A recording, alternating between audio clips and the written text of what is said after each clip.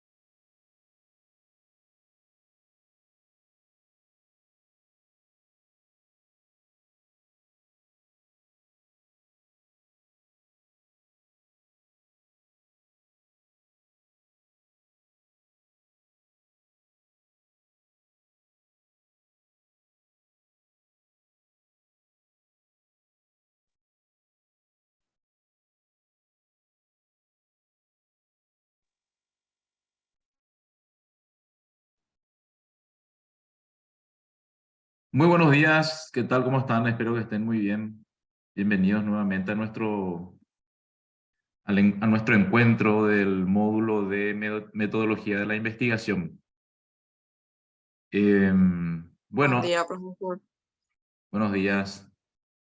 Ayer estuvimos, como les había mencionado, ayer estuvimos trabajando un poco desde la perspectiva del método inductivo, comenzando, digamos, con algo bastante práctico que tiene que ver con la presentación de trabajos académicos. Y dijimos que el día de hoy vamos a desarrollar por lo menos, darle una base más teórica, digamos, con relación a nuestro tema en cuestión, que es la metodología de la investigación científica, digamos. Entonces, hoy quería presentarles, hacer un breve recorrido, digamos, en torno a los sustentos teóricos que, digamos, viabilizan los procesos de la metodología de la investigación científica. Entonces hicimos como manda, digamos, la metodología justamente de la investigación científica, que es siempre partir de la práctica, de algo práctico, de algo concreto, para pasar, digamos, a un estadio teórico, que es lo que vamos a desarrollar hoy, por lo menos hasta la mitad de nuestro tiempo. Y en la segunda mitad de nuestro tiempo vamos a hablar sobre el trabajo final del curso, ¿verdad? Que vamos a presentar un poco una propuesta de trabajo final que les voy a compartir ya al final de este encuentro, ¿verdad? Y que va a requerir justamente eh, que conformemos grupos, que ya de hecho le voy a hacer una propuesta, y que podamos presentar unos trabajos que realmente van a ser bastante beneficiosos y van a cerrar un poco el circuito del proceso de enseñanza-aprendizaje de este curso, de este excelente curso que es iniciativa del IPEL y que estuvo realmente nutrido de profesionales de excelente nivel académico y que quieren también contribuir a todo este debate en torno a el tema de la normativa procesal en la jurisdicción electoral. Muy bien. Entonces, solamente vamos a utilizar la mitad de nuestro encuentro de hoy para hablar un poco del método científico. Muchas veces se entiende que el método científico es realmente, para muchos y para la mayoría, me consta, una pérdida de tiempo, en el sentido de que no se visibiliza en el horizonte, incluso profesional, personal, eh, la utilidad del método científico. Sin embargo, en nuestro día a día, en nuestro desarrollo, en actividades académicas, en actividades profesionales, incluso familiares, incluso sociales, estamos permanentemente, o sea, inconscientemente estamos utilizando el método científico. ¿Por qué? Porque hay ciertos procedimientos que tienen que ver con la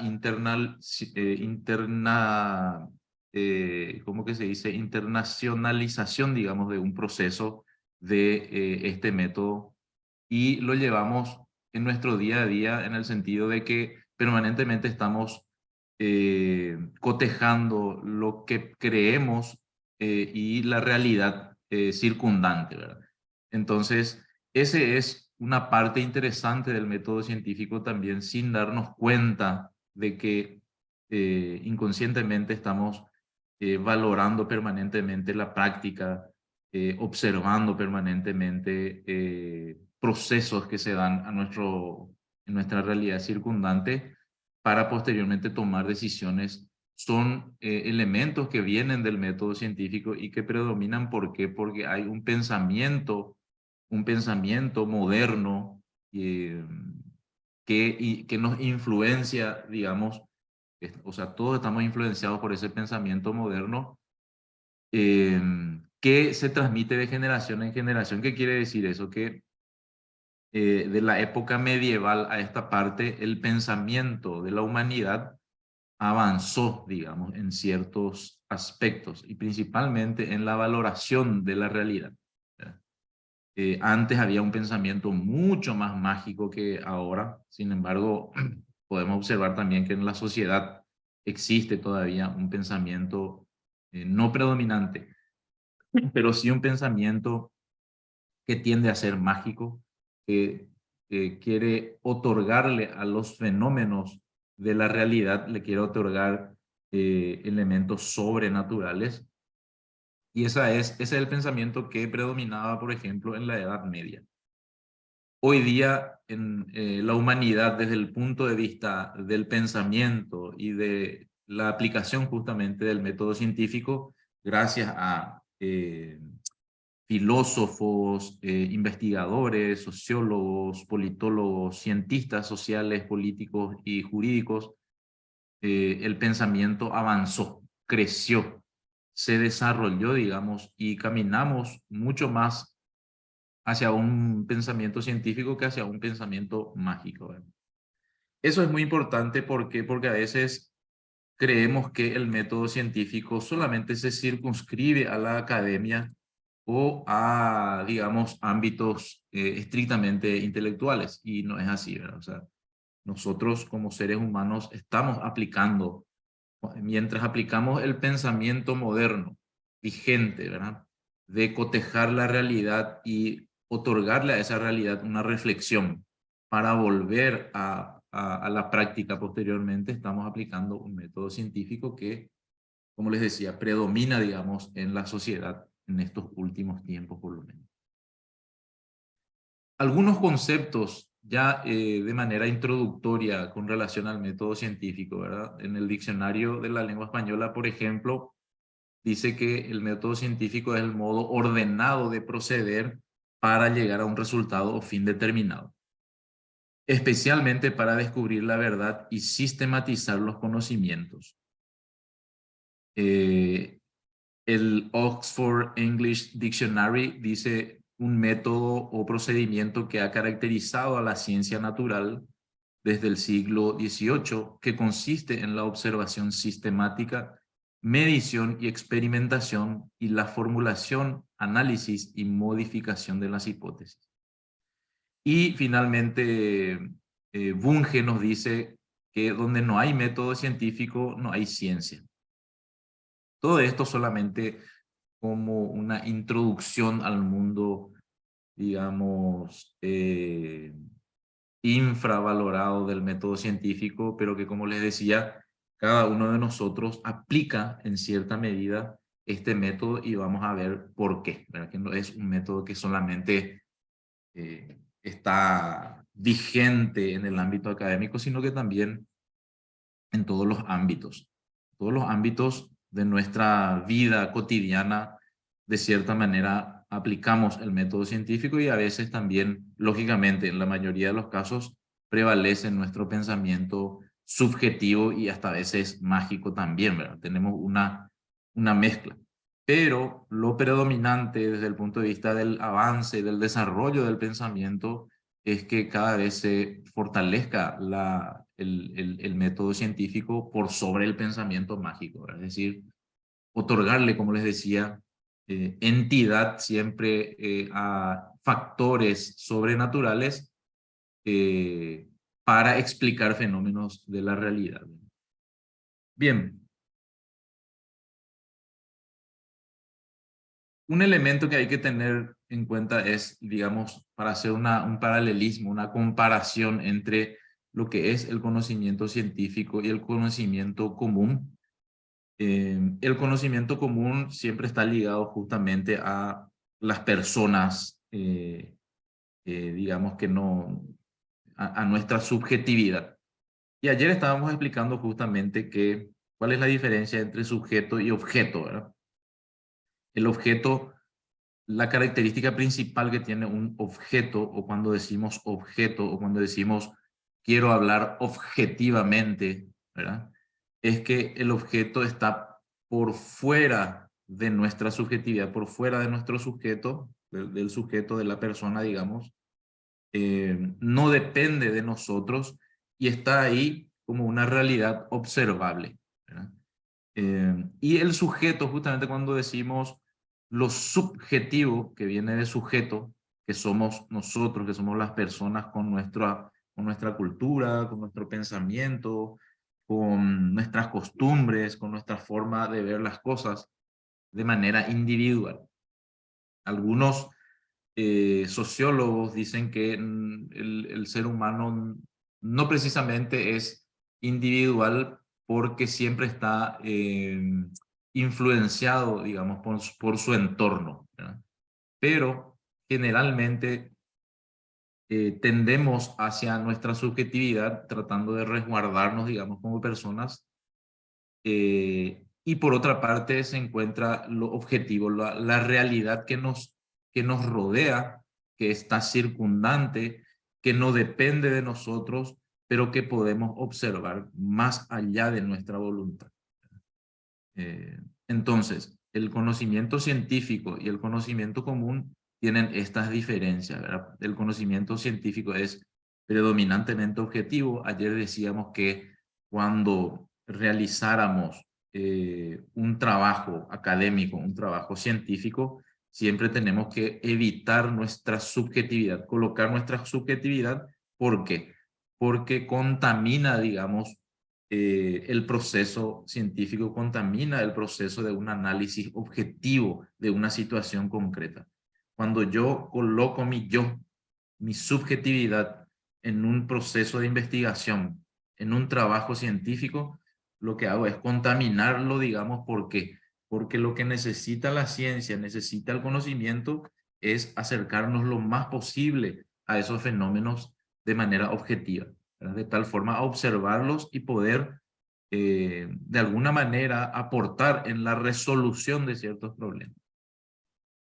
Entonces, el conocimiento científico es predominantemente objetivo y el conocimiento común es subjetivo, es decir, tiende más a, las personas tendemos más a hacer lo que creemos que deberíamos de hacer, ¿verdad? Y no precisamente lo que se debería hacer de manera objetiva. Responde al cómo y por qué el conocimiento científico, y el conocimiento común da respuestas al cómo. Es decir, es un pensamiento, es un conocimiento práctico en contraposición al conocimiento práctico y teórico del conocimiento científico. No hay que confundir el hecho de que por ser un conocimiento científico ya tiene que ser todo teórico, ¿verdad? No, la teoría que construye el método científico está basado en la práctica. Por eso es importante eh, tener hacer esa distancia entre mi yo subjetivo, mis creencias, mi cultura, mi ideología, y poder apartarme, poder distanciarme de mi objeto de estudio para poder analizarlo de manera objetiva. El conocimiento científico generalmente es preciso, para no darle demasiada perfección, digamos, generalmente es preciso porque está basado en la práctica, y el conocimiento común es inexacto, ¿verdad? Puede ser como no puede ser también. Tiene un lenguaje técnico el conocimiento científico, y el conocimiento común tiene un lenguaje común, ¿verdad? El conocimiento científico es universal y el conocimiento común no es válido de forma universal. ¿Por qué es universal el conocimiento científico?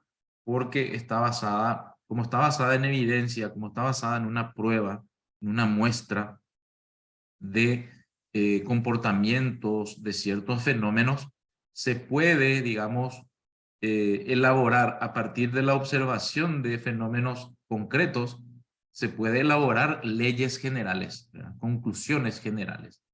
Eh, Ayer poníamos un ejemplo de la baja participación de connacionales en el exterior, la baja participación electoral de connacionales en el exterior. Entonces, no, de los 39.000 inscriptos en el exterior, solamente votaron 9.000, ¿verdad? Entonces, lo que yo quiero saber es por qué los 29.000, sí, 29.000 votantes, ¿por qué electores? ¿Por qué no se fueron a votar? ¿Verdad?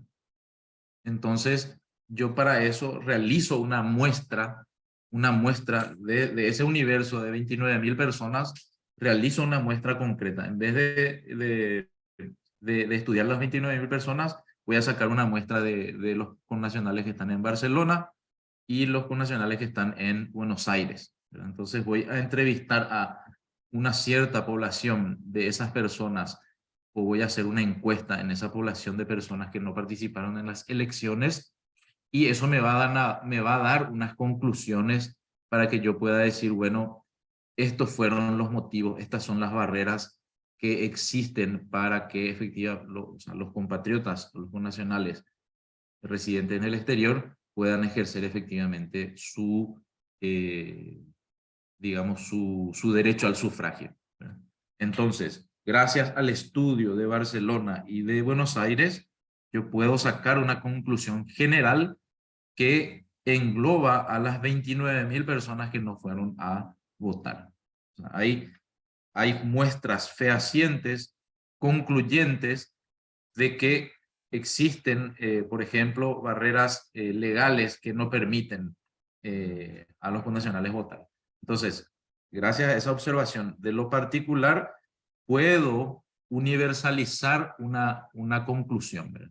Entonces, ese es un poco la diferencia también que hay del conocimiento científico con el conocimiento común, que vendría a ser nuestro conocimiento empírico, como se suele decir, el aranduka at, la experiencia que pudimos recabar o recoger a lo largo de nuestra vida, nuestra existencia.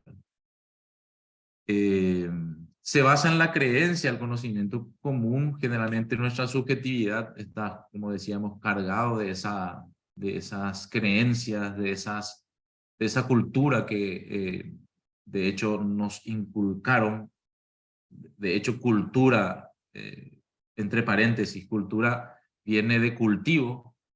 Lo que cultivaron en mí es lo que se expresa como mi cultura, es decir, lo que me transmitieron de generación en generación, mi familia, la sociedad, la realidad que me circunda, fueron cultivando en mí una forma de pensar, una forma de ser, una forma de actuar, gustos, creencias, ideologías, en fin, un montón de elementos que están ahí en la sociedad y que forman parte de nuestra cultura. La cultura es justamente mucho más fuerte que, por ejemplo, elementos como la ideología. La cultura está mucho más arraigado en las personas, y la ideología, sin embargo, se puede construir, ¿verdad? Se puede construir. Sin embargo, la cultura forma parte casi de como una institución mucho más estable, que forma parte de un proceso mucho más complejo, y está basado en eso que decíamos, ¿verdad? En todos los elementos que me circundan y que me acompañaron a lo largo de mi existencia. ¿Puedo romper con mi cultura? Claro que se puede, pero no es un proceso fácil, ¿verdad? Bien, el conocimiento científico se basa en un método científico, y el conocimiento común está basado en la experiencia, en lo que hacemos día a día. Yo hago algo, cometo un error y trato de resolver, ya no cometer el mismo error en la siguiente oportunidad, ¿verdad? Eh, es predictivo, se puede predecir justamente porque aplicamos el método científico, aplicamos ciertos procedimientos que nos pueden llevar a ciertas conclusiones, y el conocimiento común adquirimos al azar, ¿verdad? Nos encontramos con una realidad, bueno, la elaboramos una respuesta a ese fenómeno, a ese acontecimiento que se nos presenta, y así vamos caminando, digamos, en la vida, o por la vida, como se suele decir.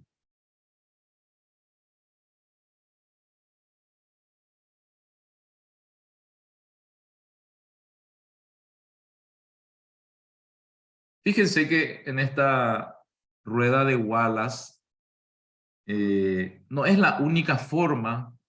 Hay algunos cientistas también que colocan este círculo que ustedes ven acá, esta rueda, lo colocan en forma de espiral, ¿verdad? Pero fíjense, bastante bien aproximado de cómo funciona, digamos, el método científico, ¿verdad? Es un proceso que parte, digamos, de la práctica a través de la observación. Hay un proceso de observación y recogida de datos, ¿verdad? Esos datos lo interpretamos esos datos, lo analizamos, lo masticamos, como se dice. Volvemos a nuestro ejemplo de compatriotas residentes en el extranjero que no asistieron a ejercer su derecho al sufragio. Observamos el comportamiento de esos compatriotas a través de herramientas técnicas que nos permiten hacer esa observación. Puede ser una entrevista, puede ser una encuesta, etcétera. Observamos ese comportamiento, interpretamos ese comportamiento, hacemos algunas generalizaciones, ¿verdad? Aplicamos el método de inducción, es decir, de lo que vamos de lo particular a lo general, elaboramos una teoría, ¿verdad? A través de un método deductivo que vamos ya de lo general a lo particular, comprobamos nuestra hipótesis, operacionalizamos los conceptos y volvemos a la práctica. Este es un poco el círculo del método científico, ¿verdad? Partir de la práctica, observar esa práctica, observar esa realidad concreta para teorizar, ¿verdad? Para llegar a un estadio de teorización que me pueda llevar nuevamente a la práctica en mejores condiciones. No necesariamente este es un método, o sea, un círculo individual. Es decir, yo, investigador, no voy a hacer todo este proceso y voy a volver a mi práctica, sino, no significa eso, sino que mi observación y la síntesis teórica, la tesis que yo tengo luego de observar esa realidad, puede servirle a otros investigadores para poder volver a esa misma realidad y realizar el mismo procedimiento, pero para llegar a otras conclusiones. Esa es un poco la propuesta de la rueda de Wallace y la propuesta del método científico. El método científico está basado en dos pilares fundamentales. Tiene que ser reproducible, es decir, lo que yo comprobé, lo que yo hice en el proceso de investigación, debería poder ser repetido fácilmente. No puede ser que yo haya hecho algo que nadie lo pueda volver a hacer, porque de lo contrario no se va a poder comprobar si es verdad o no lo que yo pude desarrollar, digamos, pude sostener, pude comprobar. También la otra característica es la refutabilidad. ¿Qué quiere decir eso? Que todo lo que yo investigué, las conclusiones a las cuales llegué, deberían poder ser falseadas o refutadas, ¿verdad? Es decir, rebatidas, ¿verdad? De eso se trata justamente. Ayer hablábamos de que la ciencia debería generar debates, ¿verdad? La ciencia debe generar debates, debe generar crítica, debe generar eh, respuestas, digamos, a ciertos problemas. Entonces, implica que si se diseñan experimentos y dan resultados distintos a los predichos, negarían la hipótesis puesta a prueba. Entonces, estos son dos elementos muy importantes que tienen que tener el método científico. Deberían ser reproducibles y deberían ser refutables también. Muy bien.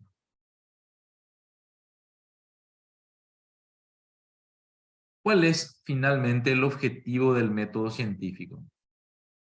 Está el hecho de que necesitamos acercarnos, necesitamos conocer ciertos fenómenos y poder predecir otros fenómenos. Es decir, hay muchos fenómenos en la humanidad en la realidad, para ser más, más amplios, digamos, en la realidad que nos circunda hay muchos elementos que no podemos explicar todavía, ¿verdad? Y justamente hablábamos al inicio del pensamiento mágico predominante de la Edad Media, o incluso antes, antes de la Edad Media, ¿verdad? En la sociedad esclavista o en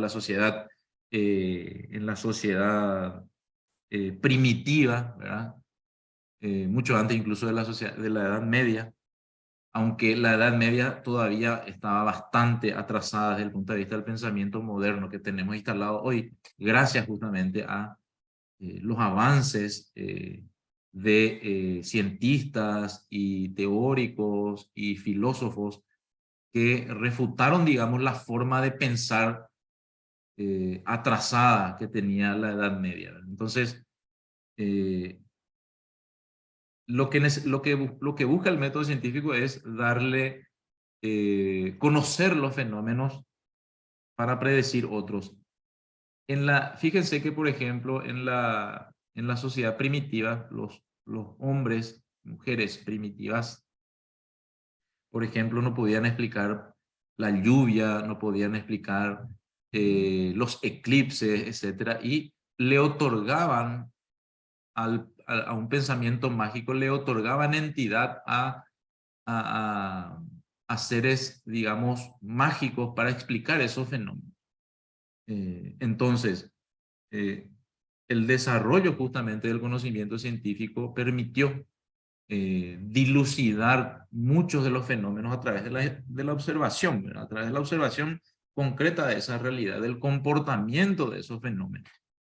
Entonces, ese es un poco el fin que tiene el método científico, ¿verdad? Conocer, alcanzar el conocimiento y no tratar de explicar todo siempre con el pensamiento mágico. Por eso implica un esfuerzo. Explicar desde el punto de vista científico y no desde el punto de vista del pensamiento mágico tiene un esfuerzo, tiene un tiempo que hay que dedicarle, digamos. Descubrir la existencia de procesos objetivos y sus conexiones internas y externas para poder hacer teorías generales. A través de esa observación, y poníamos un ejemplo de los compatriotas residentes en el extranjero. Algunas características de este método: es un método teórico práctico, es sistemático porque sigue un orden, hay que tener una disciplina, es inductivo y deductivo, ya hablamos de esos dos elementos, tiene una base empírica, es decir, está basada en la observación.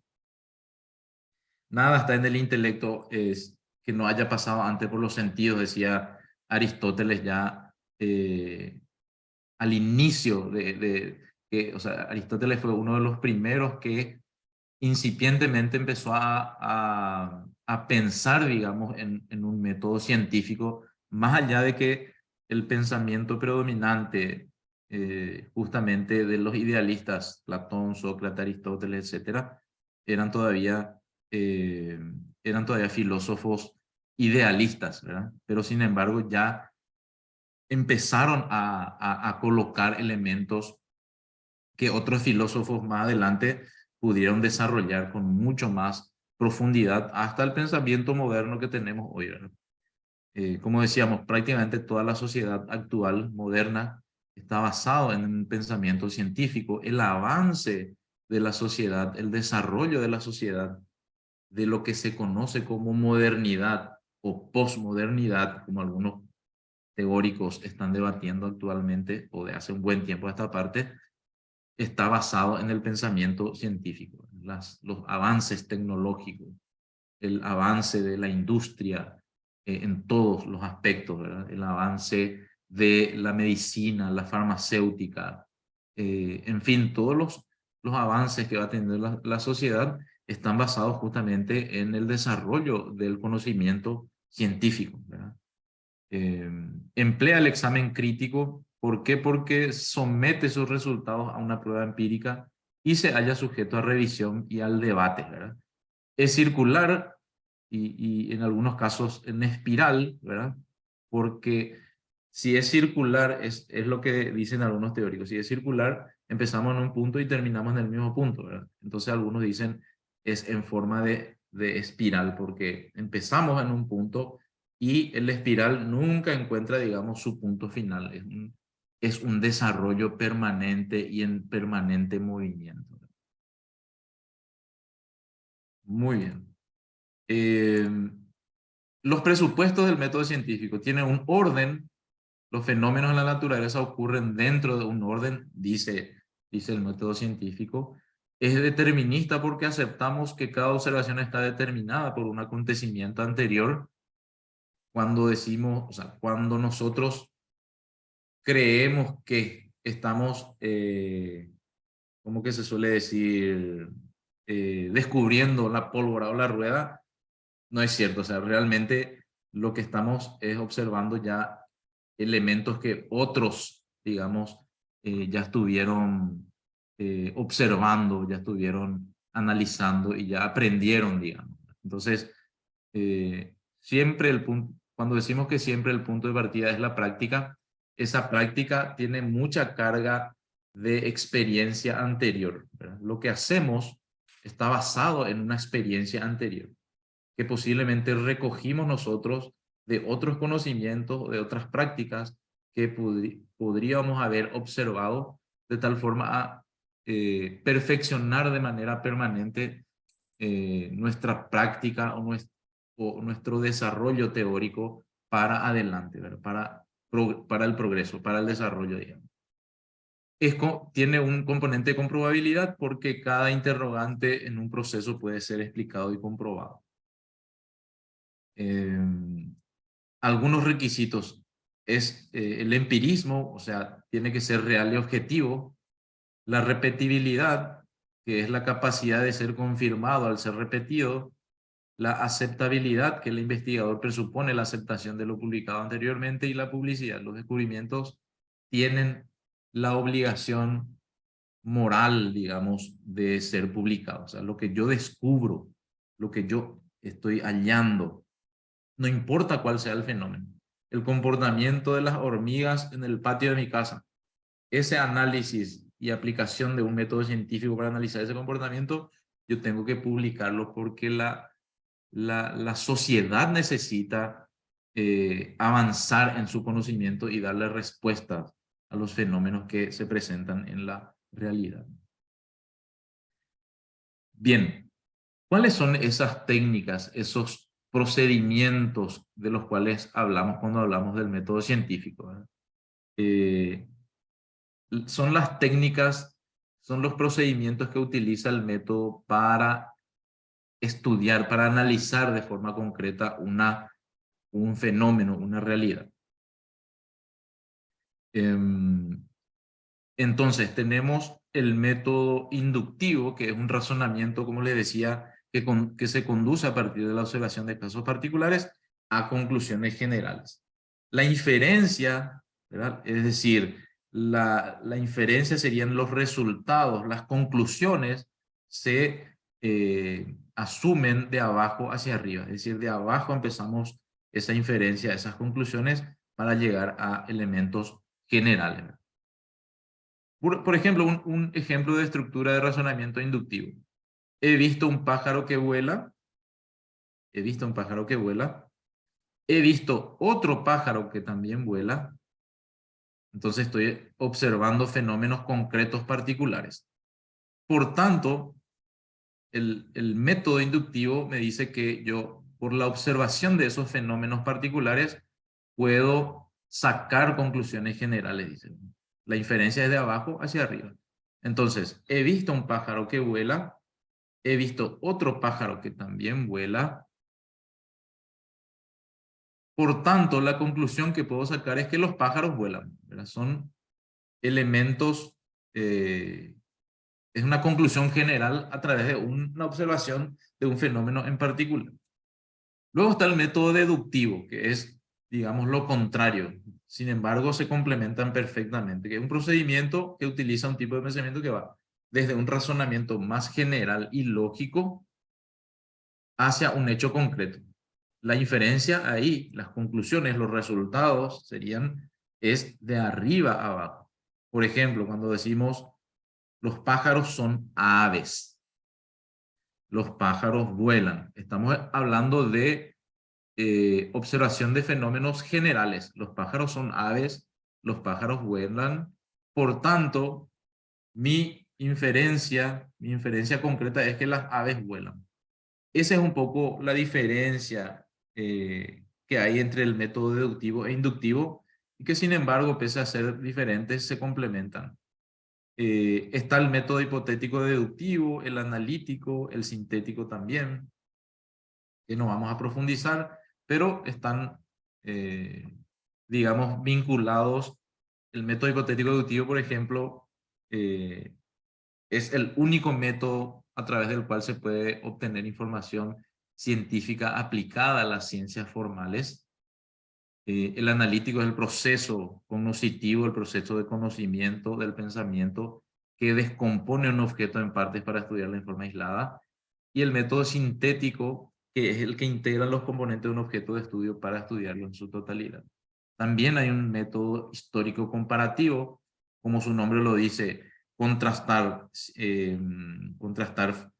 fenómenos, acontecimientos históricos con otros, de tal forma a sacar ciertas conclusiones.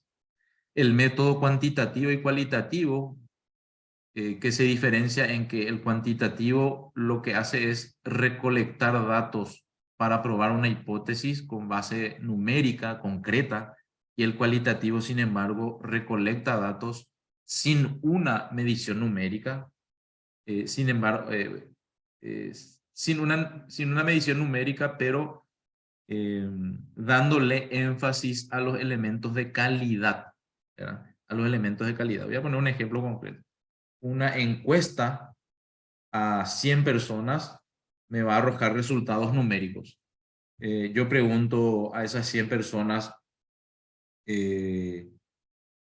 ¿cuáles fueron las principales barreras por las cuales no fuiste a votar en las elecciones pasadas? ¿Verdad? Y ya le pongo las opciones. Opción 1, no me interesó ninguna candidatura. Opción 2, tuve que ir a trabajar. Opción 3, no me llegó la información. Entonces, 80 personas dijeron que no les llegó la información. 5 personas dijeron que tenían que ir a trabajar y 5 personas dijeron que no le interesaba ninguna candidatura. O sea, lo que arroja una encuesta son datos cuantitativos.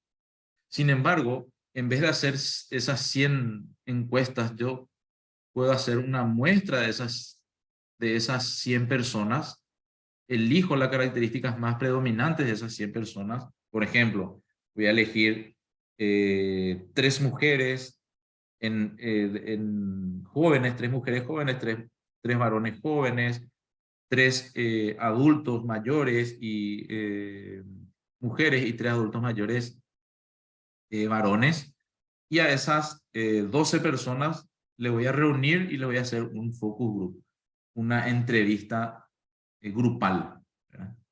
Entonces, no, lo que voy a sacar de ese focus group, de esa entrevista grupal, no van a ser datos numéricos concretos, sino datos cualitativos. Me va a dar una pauta del comportamiento, pero no voy a poder colocar como datos numéricos. Ahí está la diferencia en el método cuantitativo y cualitativo. ¿Cuáles son las etapas del método científico? Hay que definir el problema, hay que encontrar el problema. Ayer ya dimos una pista al respecto. Hay que formular una hipótesis que es el razonamiento deductivo, es decir, tener en perspectiva cuál es el problema real de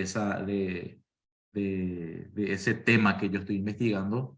Tengo que recopilar y analizar los datos, tengo que confirmar o rechazar esa hipótesis, tengo que ofrecer, contar, mostrar los resultados y colocar mis conclusiones. Cuando decimos definir y plantear el problema, estamos diciendo que tenemos que partir de una pregunta para la cual no encontramos respuesta. Ayer hablamos bastante a profundidad de ese tema, de cómo se gesta un problema desde el punto de vista del método científico. Para iniciar un trabajo, cualquiera sea, un trabajo académico, un trabajo científico, necesitamos encontrar ese problema. No varios problemas, sino un problema en particular y centrarnos en ese problema. Por ejemplo, ¿por qué hay contagio de anthrax cuando no hay un individuo que inicie el contagio? O sea, es un problema, es una pregunta problemática que me va a movilizar como investigador, como curioso, como curiosa, para investigar por qué hay contagio de anthrax cuando no hay un individuo que inicie el contagio, no hay un individuo que le contagie a los demás. Entonces, ¿por qué se inicia ese contagio? Una pregunta que yo quiero descubrir, ¿verdad? Una verdad científica objetiva que quiero descubrir. Formulamos una hipótesis y la hipótesis, como decíamos, es la verdad provisional. Es lo que yo creo que, con los datos que tengo, me aproxima a esa verdad provisional. El bacilo o una parte de él sobrevive fuera del huésped, ¿verdad? Es una verdad provisional. Yo no sé si esto es verdad todavía, porque yo lo que voy a hacer es comprobarlo a través de la investigación. Pero es una hipótesis. Con todos los elementos que tengo, el bacilo, que es el que genera el contagio, o una parte de él sobrevive fuera de un huésped, ¿verdad? ¿Por qué no hay un contagio de anthrax cuando no hay un individuo que inicia el contagio?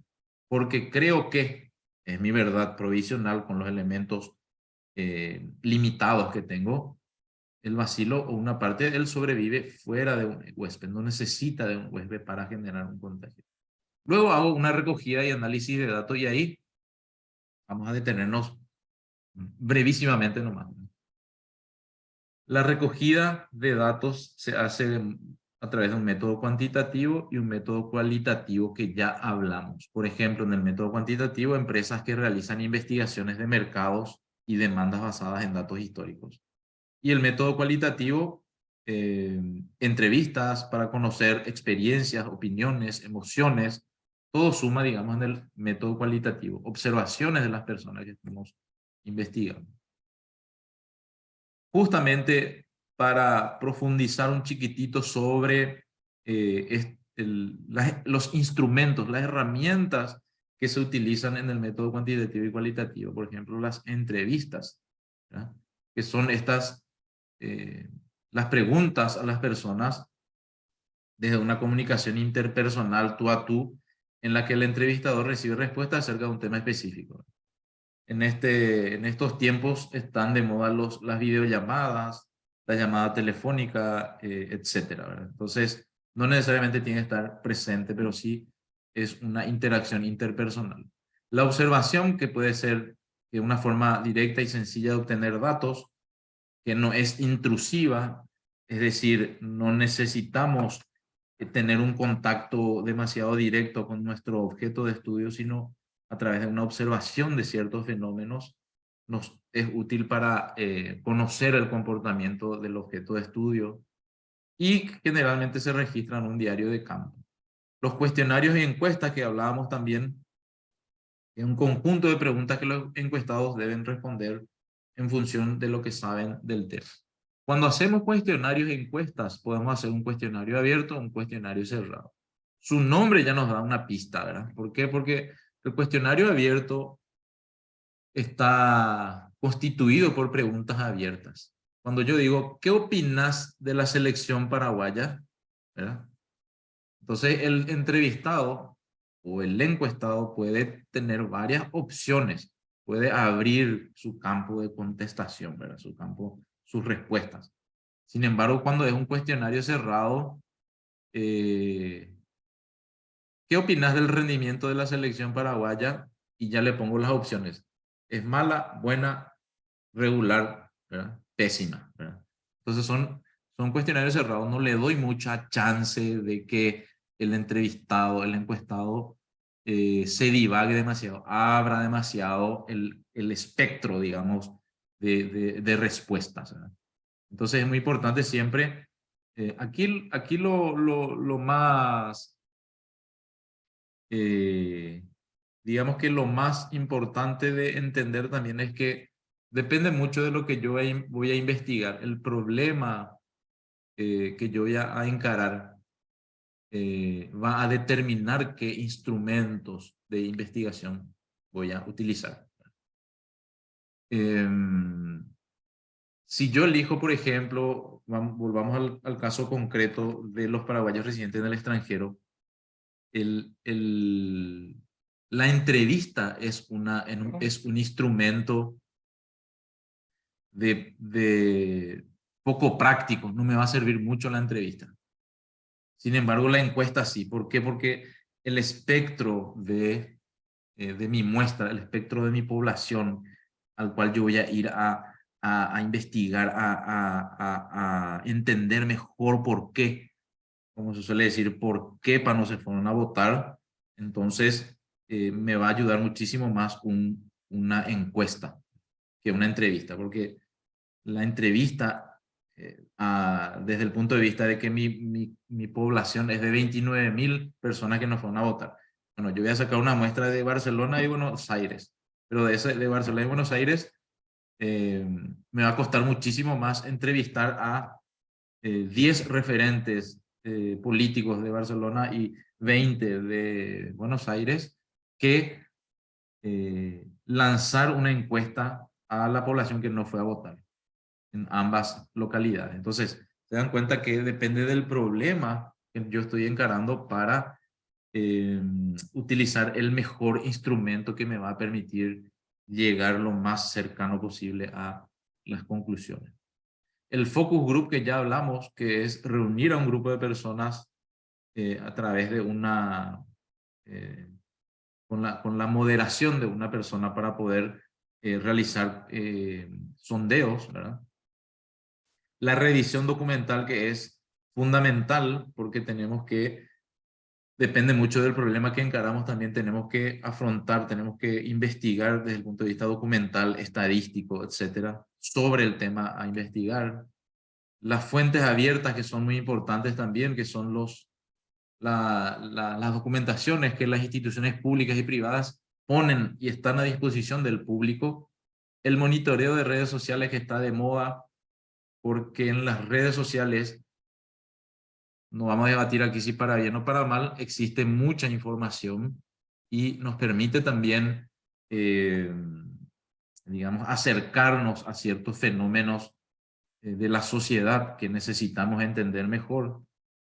El tracking o análisis de sitio web, en el caso de que estemos, por ejemplo, usando un sitio web, últimamente, seguramente ustedes cuando ingresan a un sitio web, les dice que acepten los cookies, ¿verdad? Cuando uno entra en un sitio web, fíjate, por primera vez, le hace la pregunta de que si acepta o no cookies, ¿verdad? Cuando uno le da a aceptar, lo que hace es registrar esa visita a ese sitio web y reconoce el usuario, es decir, reconoce desde dónde yo me estoy conectando a esa página en particular y qué tipo de información es la que estoy recabando.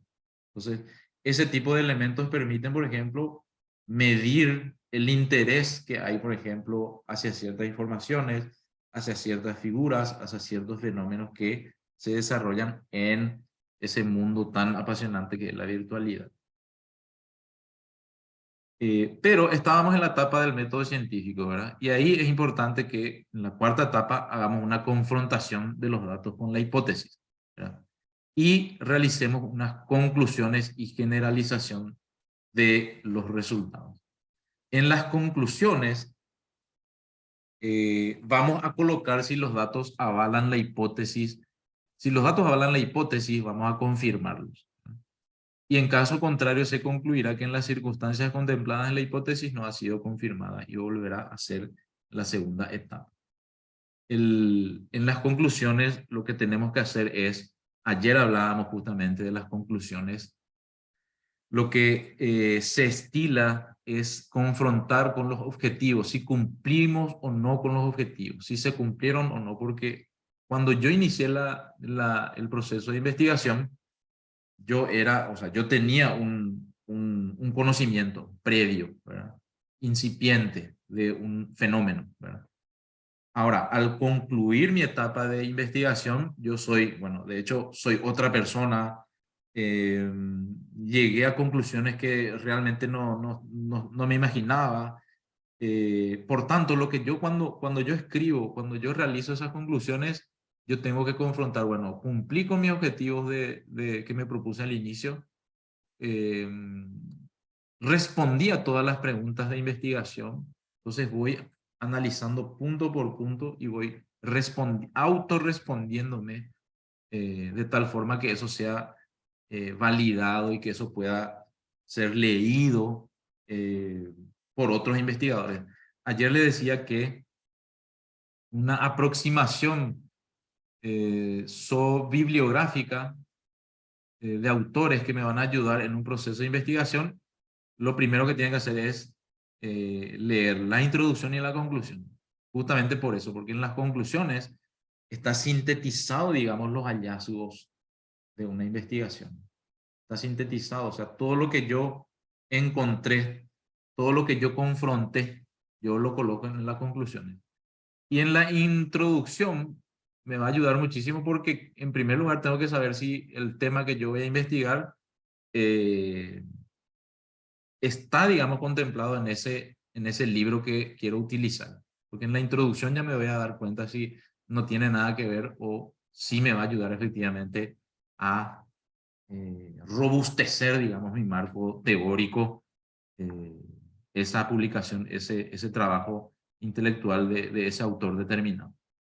Entonces, esos son elementos importantes a tener en cuenta. Y en el resumen, para cerrar esta parte, el método científico es el estudio empírico, controlado, crítico y sistemático de hipótesis que intentan explicar presuntas relaciones entre varios fenómenos. Es un proceso objetivo, sistemático y controlado y tiene etapas: la definición del problema, la formulación de hipótesis, la recogida de análisis de datos, la confirmación o rechazo de hipótesis, resultados y conclusiones. Muy bien, no sé si tienen alguna consulta, alguna duda hasta aquí.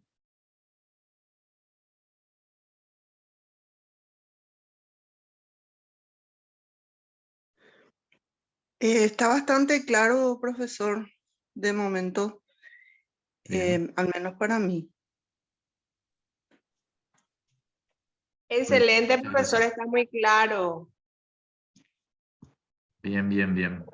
Muy claro, profesor. Muy bien. Para no sacarles mucho tiempo, quiero mostrarles algo rapidito para entrar en lo que implica ya el trabajo final del curso.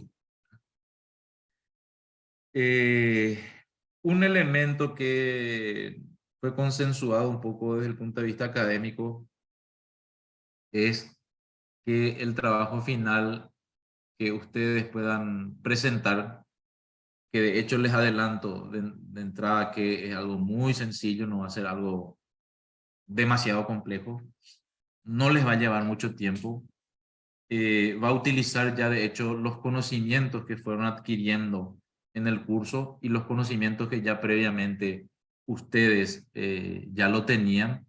Entonces lo que vamos a hacer es, teniendo en cuenta todo eso, los conocimientos que ustedes como profesionales ya tenían adquiridos, más los elementos que eventualmente pudieron haber absorbido, digamos, en este proceso del desarrollo del curso, la idea un poco es preparar un proyecto de ley.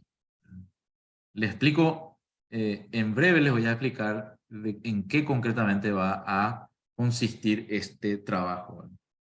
Pero antes, una pincelada solamente sobre lo que es un proyecto de ley. Así sencilla y llanamente, digamos, como se suele decir vulgarmente. El proyecto de ley, todos sabemos que es una propuesta para una nueva norma que se presenta ante el Poder Legislativo para su aprobación. Una nueva norma. Es el inicio del proceso legislativo, digamos. Con un proyecto de ley se inicia todo un montón de procedimientos que ustedes creo que también estuvieron viendo con la autora Rojas, etcétera. los procedimientos, las técnicas, etcétera, que implican, digamos, el mundo legislativo. Es muy importante, la trascendencia del proyecto de ley es vital, digamos, para la democracia. ¿Por qué? Porque la ciudadanía, la sociedad civil, ustedes como profesionales, el cúmulo de conocimientos que eventualmente nos da la práctica jurídica, los magistrados, los jueces, con todo ese bagaje de conocimiento y la experiencia en la práctica y también en la teoría, es muy importante que se pueda condensar, digamos, en una propuesta concreta, ¿verdad? Desde el punto de vista científico, y por eso colocamos estos elementos con anterioridad, puede ser que sea viable o puede ser que no, ¿verdad? No hay, nada nos puede garantizar desde el momento en que es un proyecto, ¿verdad? Pero sí se puede contribuir, sí se puede realizar un esfuerzo intelectual, científico, para realizar, construir una propuesta. Entonces, lo importante es entender que la ciudadanía, la sociedad civil, todas las fuerzas vivas, digamos, de la sociedad, pueden y deberían tener esta posibilidad de contribuir con la misión legislativa. De hecho, está abierto a la participación ciudadana, que tiene que ser activa. Hay que tener en cuenta ciertos elementos que yo rápidamente, nomás a grosso modo, voy a colocar aquí para elaborar un proyecto de ley. No quiere decir que estos elementos deban ser tenidos en cuenta en todos los proyectos de leyes, pero sí son elementos que, de acuerdo a las características, sí deberían tenerse en cuenta, ¿verdad? En primer lugar, lo que prescribe la Constitución sobre el tema del cual voy a realizar un proyecto de ley, que es lo que dice la Constitución, ¿verdad? Si yo voy a legislar sobre asilo político, voy a dirigirme voy a realizar voy a condensar, voy a profundizar el artículo 43 que habla sobre el asilo, los compromisos firmados por nuestro país en los tratados internacionales tengo que tener en cuenta también, estar atento a los convenios y los acuerdos internacionales aprobados y ratificados por el Paraguay. ¿Qué Cámara del Congreso debe iniciar el estudio del proyecto de ley? En general, cualquier Cámara, pero no obstante, es importante o no vendría mal acercarnos al artículo 222 de las atribuciones exclusivas de la Cámara de Diputados y en la 224 de la Cámara de Senadores. Si existe una legislación anterior sobre el proyecto de ley y cuál es su jerarquía normativa, es importante tener esa información. Sin embargo, en el caso de este trabajo práctico, como vamos a medir otros elementos, otros parámetros, no necesariamente vamos a ceñirnos estrictamente, digamos, a estos puntos que estamos desarrollando ahora. Pero sí es importante que realicemos una averiguación en torno a si existe ya legislación anterior sobre este proyecto de ley y cuál es su jerarquía normativa. ¿Para qué esto? Para evitar superposición de los proyectos sobre leyes ya existentes. Si existe también jurisprudencia en la Corte Suprema sobre el tema, es muy importante porque los tres poderes del Estado tienen una relación de independencia, equilibrio, coordinación y recíproco control, y ninguno de estos poderes puede atribuirse ni otorgar a otro ni a persona alguna, individual o colectiva, facultades extraordinarias o la suma del poder público. Entonces, cada estamento, cada poder del Estado tiene que emitir resoluciones y leyes en congruencia con sus facultades, ¿verdad? Entonces, tener todos estos elementos en cuenta a la hora de elaborar un proyecto de ley desde el punto de vista práctico, ¿verdad? Si existe algún proyecto de ley pendiente similar al que se pretende presentar, siempre buscando que no se superpongan las leyes o los proyectos, o que las dos cámaras traten del mismo tema, por ejemplo. Hay que evitar eso. Si la ley proyectada va a requerir una reglamentación y cuál va a ser el órgano que va a reglamentarlo, es muy importante también tener en cuenta y en consideración a la hora de elaborar un proyecto de ley. Tenemos que expresar quién va a ser el encargado de reglamentar en todo caso ese proyecto de ley, cuál es el organismo de aplicación y qué implementos va a requerir, ¿verdad? Y ese organismo debe estar en condiciones de hacer efectivo y dar andamiaje a ese proyecto de ley una vez que se promulgue, ¿verdad? ¿Por qué? Porque esto va a evitar que, famoso, las leyes son letra muerta, se dice, ¿verdad? Entonces, si hay un organismo de aplicación claramente establecido y que no solamente esté establecido, sino que pueda hacer efectivo ese proyecto de ley una vez que se promulgue, le va a dar mucho más fortaleza a ese proyecto de ley. Si las autoridades de aplicación y las partes afectadas están al tanto del proyecto de ley, hay que darle una amplia participación siempre por eso a la sociedad civil. Generalmente, y ustedes seguramente ya escucharon que hay audiencias públicas, etcétera, son prácticas, por suerte, muy buenas que se implementen este tipo de audiencias públicas cuando se tratan leyes que van a afectar a un cierto sector, ¿verdad? Entonces se le convoca a ese sector afectado para poder debatir, pulir esos proyectos antes de que se aprueben nomás y la ciudadanía se vea afectada en algo que no participó. Este es un elemento importante, no vinculante lógicamente, pero también tenemos que ver si existe una partida presupuestaria suficiente para la aplicación del proyecto de ley. En algunos casos, sobre todo, son importantes.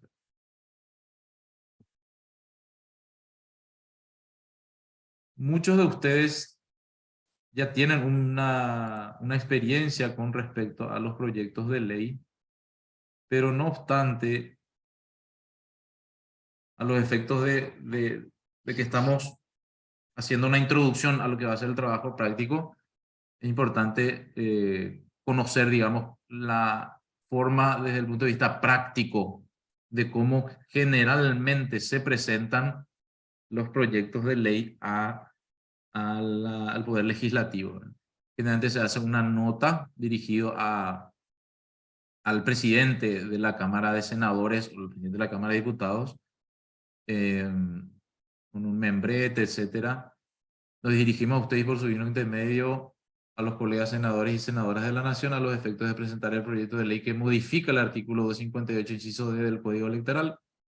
Es decir, exponer qué es lo que se está presentando, presentar el proyecto de ley que modifica el artículo 258, inciso D del Código Electoral modificado por la Ley 6318/2019, respecto a las suplencias de las listas plurinacionales en el sistema de listas cerradas, desbloqueadas y de participación proporcional, teniendo en cuenta lo siguiente. Y acá hay una parte donde se hace exposición de motivos generalmente, y estoy viendo varios proyectos de ley, es brevísimo. Fíjense que son 4 párrafos. Es brevísimo, no es algo demasiado denso y demasiado teórico. Es ir al grano y exponer los motivos. Podemos colocar elementos legales, elementos políticos, elementos jurídicos, elementos sociológicos, pero tenemos que exponer los motivos por los cuales, o qué es lo que nos motiva a presentar este proyecto de ley. Y ahí dice la ley 6318, solamente una parte voy a leer. 2019 modifica el Código Electoral para 2 aspectos fundamentales. Uno, el voto preferencial, también llamado sistema de listas cerradas, desbloqueadas y de representación proporcional. Y 2, el voto electrónico con impresión de papeletas. Sin embargo, se coloca ya un problema. Por un error de redacción, el voto preferencial establecido en la ley no se puede aplicar al suplente que acompaña del mismo número de orden del titular, con lo cual, en caso de alianzas y concertaciones, podría quedar, en caso que se cambie el orden de los candidatos por efecto del voto preferencial, suplentes de partidos o movimientos distintos a los titulares. Entonces, se va exponiendo los motivos que, valga la redundancia, motivan, movilizan el hecho de presentar un proyecto de ley. Y a esto va anexado el proyecto de ley. El proyecto de ley que modifica el artículo 258, inciso D del Código Electoral modificado por la Ley 6318/2019 respecto a las suplencias de las listas plurinacionales en el sistema de listas cerradas desbloqueadas y de representación proporcional. Y ahí el Congreso de la Nación Paraguaya sanciona con fuerza de ley, número se deja abierto y se empieza a articular. Se articula, digamos, el proyecto de ley. Artículo 1, en este caso una modificación, y artículo 2 de forma, etc. Entonces, este es un poco el modelo, el formato que en la práctica se utiliza para la presentación de proyectos de ley. ¿En qué va a consistir nuestro trabajo práctico? Nuestro trabajo práctico de final de curso va a consistir en lo siguiente. Atiendan este caso en particular. Un grupo de legisladores viene trabajando hace un par de años en un proyecto de código procesal electoral. Los trabajos son todavía incipientes. Empezaron recién los trabajos. Todavía no está nada claro, ¿verdad? Por lo que se requiere iniciar el proceso de argumentación de la ley y propuestas de artículos que formarán parte de dicha normativa. Correcto. El trabajo de tu equipo consistirá en asesorar a este grupo de legisladores. O sea, acá vamos a conformar equipos de trabajo o grupos de trabajo y a eso se está refiriendo. O sea, el trabajo de tu equipo consistirá en asesorar a este grupo de legisladores presentando un proyecto de ley. Para ello, el equipo elegirá uno o más artículos de la Ley 834, que establece el Código Electoral paraguayo, o de la Ley 635, que reglamenta la justicia electoral, cuya actuación o relación procesal deba ser regulada en el proceso, y presentará el proyecto de ley considerando los siguientes ítems. Y solamente son 2 ítems los que van a formar parte del trabajo.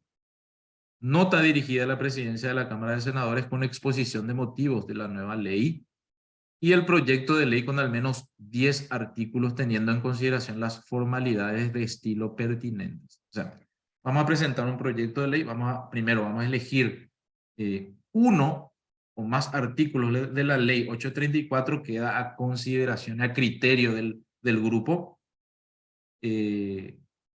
Uno o más artículos o de la 834 o de la 635 y vamos a identificar una actuación o relación procesal que deba ser regulada en el proceso y vamos a presentar un proyecto de ley considerando estos ítems. Entonces, elegimos uno o más artículos de la 834 o 635 que eventualmente podríamos enmarcarlo en una relación procesal y vamos a hacer un proyecto de ley de código electoral procesal. Ese proyecto de ley va a tener al menos 10 artículos. Vamos a crear 10 artículos teniendo en consideración la redacción de un artículo de ley, ¿verdad? En primer lugar, es un ejercicio, no es un ejercicio tensionante, no es un ejercicio estresante, al contrario, es un ejercicio de un aporte inmenso que va a aportar al debate en torno a este tema. Les va a ayudar a ustedes a sintetizar sus ideas, porque yo estoy seguro que a lo largo de las clases de este curso fueron elaborando también ideas que eventualmente ustedes ya tenían pendiente y que en esta ocasión van a poder plasmar, ¿verdad? Se van a conformar grupos de entre 10 a 15 integrantes. Cada grupo va a presentar en clase su proyecto en formato PowerPoint en clase de acuerdo al siguiente cronograma. Enseguida le voy a pasar, y ahí le pido a Jonathan que me dé una mano para presentar los integrantes de cada grupo. El próximo viernes vamos a hacer las presentaciones de los trabajos en orden numérico, ¿verdad? El grupo 1, todo esto va a estar en la plataforma, ustedes van a poder consultar sin problemas todos estos elementos que estamos bajando. El grupo 1, del 1 al 10, cada grupo tiene su horario de presentación. Cada grupo va a tener 20 minutos para presentar su trabajo práctico en un PowerPoint. Esa propuesta de ley, del proyecto de ley, vamos a alzar en formato Word y en formato PDF a la plataforma como trabajo final, con los estándares que estuvimos trabajando ayer. Entonces el grupo 1, el viernes a las 16, de 16:10 a 16:30 va a ser su exposición, grupo 2 va a ser 16:30 a 16:50 y así sucesivamente. Los primeros 5 grupos van a hacer su presentación el próximo viernes. No es necesario que todos los miembros del grupo hablen, pero sí va a ser muy importante que puedan presentar de manera ordenada, de manera sistemática. Y el sábado, al día siguiente, desde las 8:40, empieza el grupo 6, 7, 8, 9 y 10. Este trabajo, vuelvo a repetir, es el trabajo el trabajo final del curso, de finalización del curso. Como les decía, cada grupo va a contar con 20 minutos de tiempo para su presentación. El proyecto de ley se va a levantar en la plataforma en formato Word y PDF con este formato. Una carátula según lo que ya habíamos conversado de los estándares, una introducción, una breve introducción sobre el proyecto de ley, el proyecto de ley en sí, es decir, la nota de exposición de motivos y el proyecto de ley, así como estábamos presentando en el ejemplo, las conclusiones y recomendaciones finales, la bibliografía eventualmente, si lo utilizaron, y el formato del documento va a ser letra Times New Roman, tamaño 12, el título 14, interlineado 1,5, los márgenes de 2 centímetros cada lado, y la extensión máxima del trabajo va a ser de 5 páginas. No tiene que ser algo muy extenso, hay que ejercitar la capacidad de síntesis, no más de 5 páginas, sin contar la carátula, lógicamente. Entonces, ese es el formato de presentación de nuestro trabajo práctico. No sé si Jonathan está por ahí, me puede dar una mano o me envió al privado la lista para compartir con ustedes.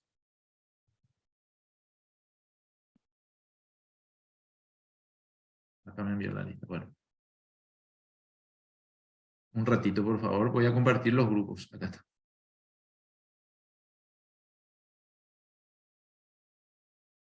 Uno, dos, tres. Un ratito. Voy a hacer en vivo. Estos son los grupos, ¿verdad? Grupo 3, grupo 4. 5.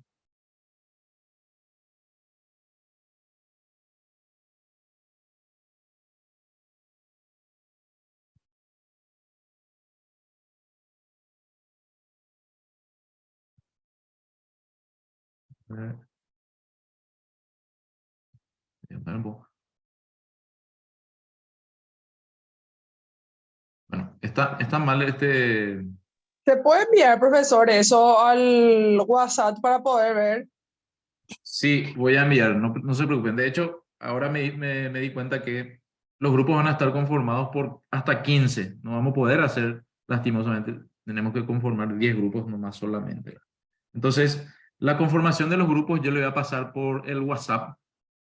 Les puedo pasar por correo también. Entonces, ustedes inmediatamente pueden verificar a qué grupo pertenecen, se ponen en contacto, eligen un tema, se distribuyen las tareas y entre miércoles, jueves, pueden pulir, digamos, la propuesta, pueden hacer alguien que sepa, que tenga mucha más experiencia en PowerPoint, etcétera, realiza la presentación, se distribuyen la forma de presentación y lo hacemos desde el viernes de acuerdo a, digamos, el cronograma establecido. Pero básicamente es eso, vamos a conformar 10 grupos de entre 13 a 15 personas. Lastimosamente no vamos a tener tiempo de hacer grupos de 10 porque no vamos a tener tiempo de hacer todas las presentaciones. Entonces lo que buscamos es hacer una contribución, como se dice, ¿verdad? Y bueno, voy a compartir con ustedes el grupo, voy a pulirlo ahora, de tal forma que se vayan comunicando entre ustedes a través del WhatsApp o a través de otro medio. No sé si tienen una consulta, alguna duda con relación al trabajo práctico.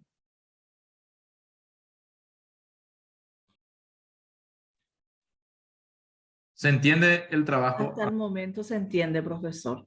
Bien. Ahora esperamos el grupo para poder coordinar, porque somos de diferentes lugares, entonces tenemos que ir coordinando Así es. para poder hacer el trabajo. Así es. Lo más importante siempre a la hora de realizar un trabajo práctico es que haya una persona o dos que coordinen, ¿verdad? Pero bueno, si están conectados pueden armar un grupo de WhatsApp y se resuelve eso rápidamente. Muy bien. No sé si tienen alguna consulta, alguna duda más sobre el trabajo práctico. Lo más importante aquí, o sea, la pregunta más importante es, ¿se entendió en qué consiste el trabajo práctico? Y si no se entendió, se pregunta y tratamos siempre de aclarar las dudas que hay sobre el tema, ¿verdad? Básicamente tenemos que hacer un proyecto de ley. El formato o los ejemplos de esos proyectos de ley van a ser compartidos, así que van a tener una referencia, ¿verdad? Las orientaciones para hacer el trabajo práctico también va a estar en la plataforma, van a tener a disposición para que puedan seguir ordenadamente las orientaciones. El próximo viernes, el grupo número 1 inicia a las 16:10 su presentación y vamos en orden numérico hasta terminar. El viernes y sábado vamos a presentar, exclusivamente vamos a dedicarnos a presentar estas propuestas. Muy bien. Muchísimas gracias entonces por participar el día de hoy. Espero que haya sido una experiencia significativa y nos vemos el próximo viernes ya yéndonos a la práctica completa. Gracias, Gracias, profesor. Muchas gracias. Fin de Gracias, semana para profesor. todos. Gracias, hasta el próximo viernes. Hasta luego. Buen fin de semana a todos.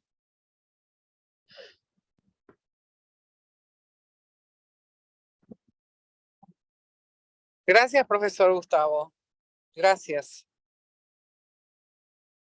Gracias a usted, señora. Un saludo.